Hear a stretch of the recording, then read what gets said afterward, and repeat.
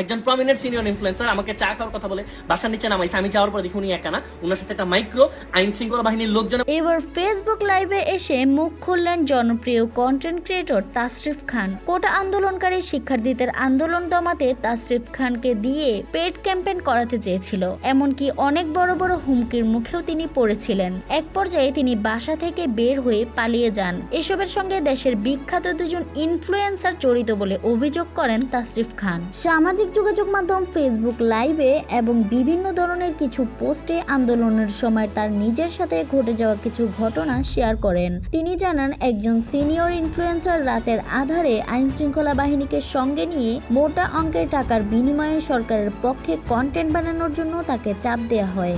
এই ব্যাপারে তিনি আরও জানান, এমন কিছু কথা তার মুখ দিয়ে বলাতে চেয়েছিল। কোটা আন্দোলন লক্ষ্য করে যেসব হামলা চলছিল এগুলো সব বিএমপি ও জামাত শিবিরের কাজ এবং ছাত্রদের যেন বাসায় যেতে বলা হয়। এমন কিছু কথা আমাদের মুখ দিয়ে বলাতে চেয়েছিল যেন আমরা এই যে বিভিন্ন জায়গায় হামলাগুলো হচ্ছে আমরা যেন বলি যেগুলো বিএনপি করতেছে, এগুলো জামাত করতেছে, শিবির করতেছে, এবং ছাত্রদেরকে যেন বাসায় যেতে বলি, ঘরে ফিরে যেতে বলি। সবশেষে দেশের সকল বিভাজন এড়িয়ে ঐক্যবদ্ধ হয়ে থাকার আহ্বান জানান তিনি।